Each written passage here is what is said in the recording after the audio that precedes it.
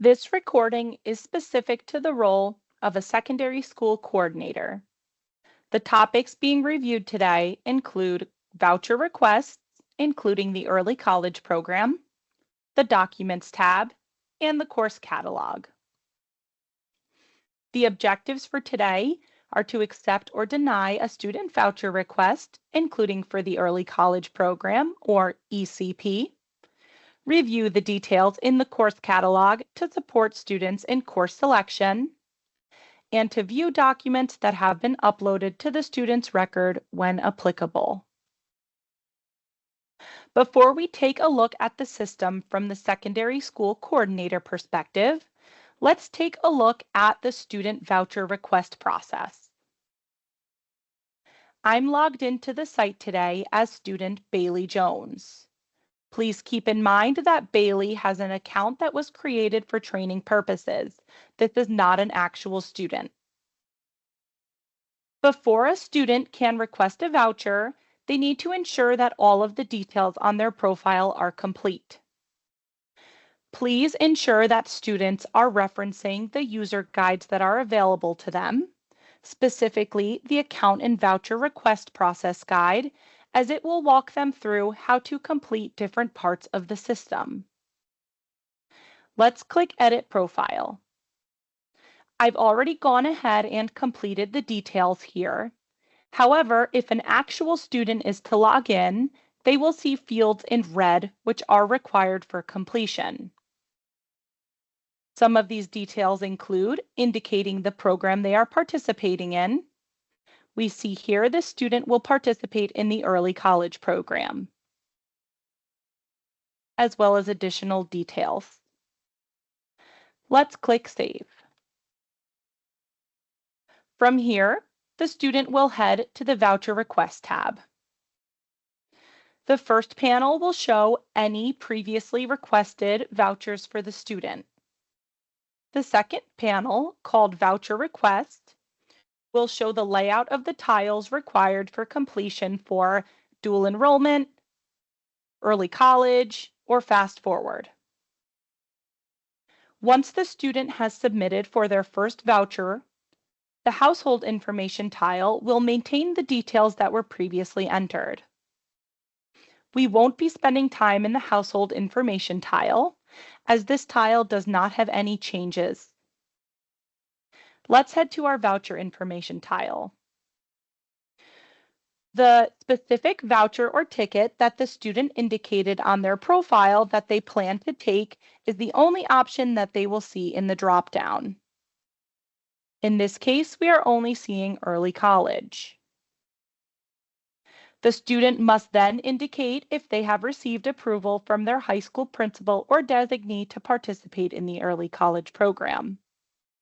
The student must select yes for this option. If they select no, they will receive a warning indicating that they cannot select early college as their voucher type. Let's go ahead and change our answer to yes. We will then click Save, select the checkbox indicating that we agree to the terms and agreement, and click I accept. We will be automatically brought to our course search. Students who are enrolled in the early college program must take courses at only one college or university. Let's select our location, and we can select Filter Results. If the student doesn't see the course they are looking for, they can click the Course Not Listed option, and they'll have a field for them to enter what that course is that they are looking for but are unable to find. In this case, let's select an actual course, scroll to the bottom, and click Save and Continue. The next screen are the personalized learning plan questions. I've already gone ahead and responded to each of these questions. Remember that these fields are required. For each question that the student makes a selection for, they will have a text box populate for them to describe the details. We will deselect that option and keep moving along. Once a student has entered their personalized learning plan details for the first time, when they return to request additional vouchers or tickets, the responses they entered previously will populate. We will save and continue, which will bring us to our last tile to finalize our voucher request. Let's select our secondary school coordinator or approving organization contact and click to submit voucher or ticket request. We will then click OK in the pop-up window and be automatically returned to the voucher request screen. Now, let's return to the secondary school coordinator perspective. I am in the system today as a secondary school coordinator user type. I'm also in our training system today, so the details we see for students are not actual personally identifiable information. To review voucher requests, we'll head to the Dual Enrollment tab and select Process Voucher Requests. The Vouchers to Review panel will populate all of the vouchers that are open that we need to review. The panel below will indicate all of the completed voucher reviews. Remember that if a student has reached the maximum, so for example, if a student has requested 2 vouchers and been approved for 2 dual enrollment vouchers, the system would have prevented them from submitting for a third. Early college has different functionality where the early credit maximums are based on credits. If a student has reached the maximum per the university for early college that they are taking their courses at, the system would not allow them to submit for additional vouchers.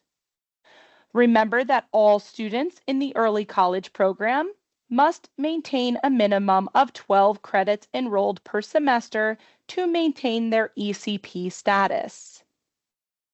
Let's first click the checkbox next to Vouchers to Review for a student for dual enrollment. In the pop-up window, the student's details entered during their voucher request will populate. As a secondary school coordinator, we must review their PLP questions. And then we need to respond to their PLP questions through the Personalized Learning Plan approval section. We will first enter some language to describe the specific learning expectations or performance indicators that have been identified for this experience to meet required standards or graduation proficiencies. We'll go ahead and enter nonsense language here. And in our next text box, we will indicate how the student has been determined to be academically ready for success in this flexible pathway experience. We will enter some additional nonsense language. And we will need to indicate how the student has been determined to be socially and emotionally ready to be successful in this flexible pathway experience. We will enter our last bit of nonsense details. We then must click the checkbox to indicate we've reviewed the student and coordinator PLP questions. For the approval decision dropdown, if we say no, we must indicate the denial reason. Students will receive email notification whether their voucher request has been accepted or denied. If the voucher request has been denied, the denial reason will be included in that email. Let's select yes. The student's responses to the next 2 questions will automatically pull in. We are able to make changes to these if we find the information is inaccurate. The last 2 fields are also required, indicating if the student is an ELL student and if the student is a special education student.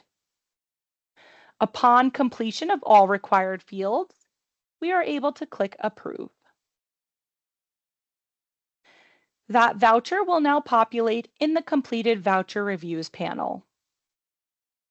Let's open up a request for an early college voucher.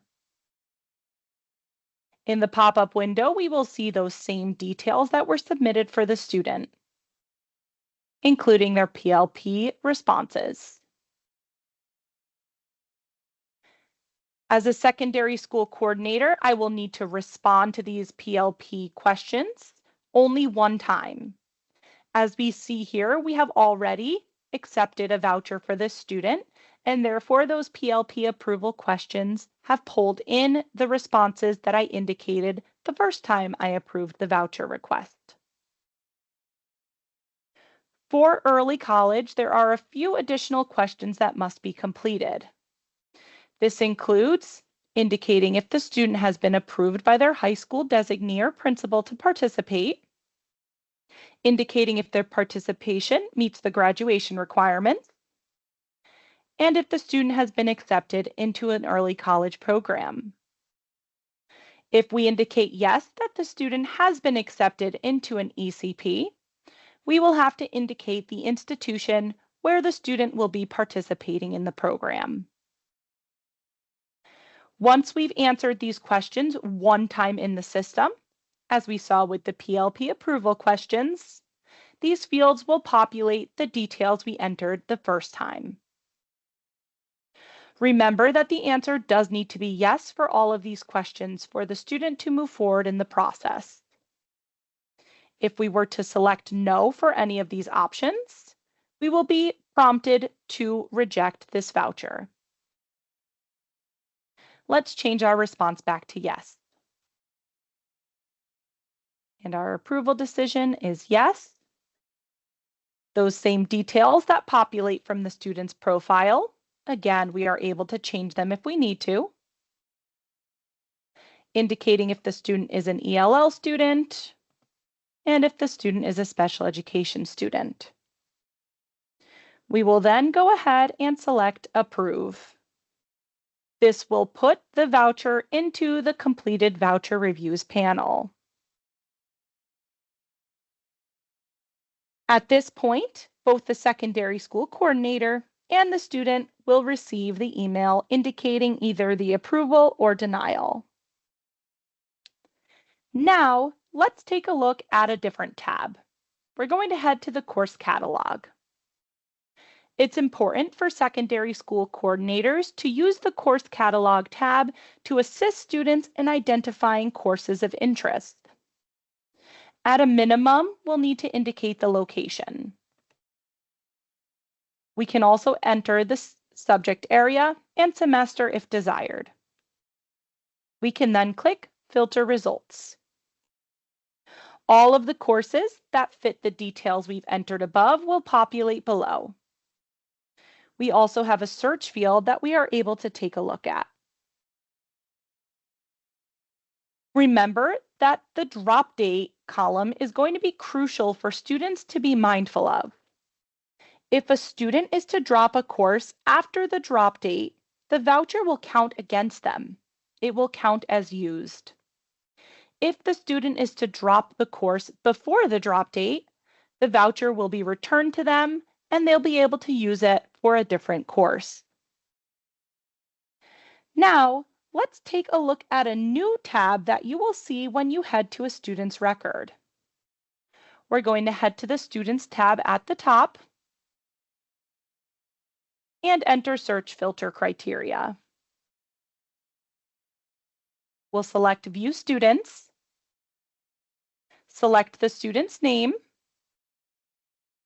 and from here, we see a new tab at the top called Documents.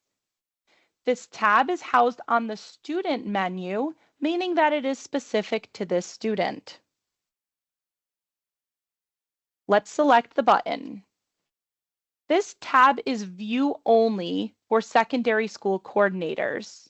We are able to view documents that have been externally uploaded by the AOE. The document here that is specific to students enrolled in ECP is the Early College Request for Exception form, which is completed if a student needs to drop below full-time status but is looking to maintain their enrollment in ECP. We are able to select the name and open up the document. Let's return to our home page by clicking on the home icon. Remember that there are a variety of resources available to you. These are housed in the resources library. Additionally, you have access to the help desk through the envelope icon in the corner. If prompted to log in, your credentials are your username and password that you use to log into the dual enrollment system. Let's head back to our PowerPoint and take a deeper dive into those resources specifically. There are user guides for both the students and the secondary school coordinators. The guides you see on the screen are the guides specific to secondary school coordinators. Again, these are housed in the resources library. That concludes the demonstration for this session. Thank you for your time. Please be sure to view the other recording for secondary school coordinators for a review of the other parts of the system.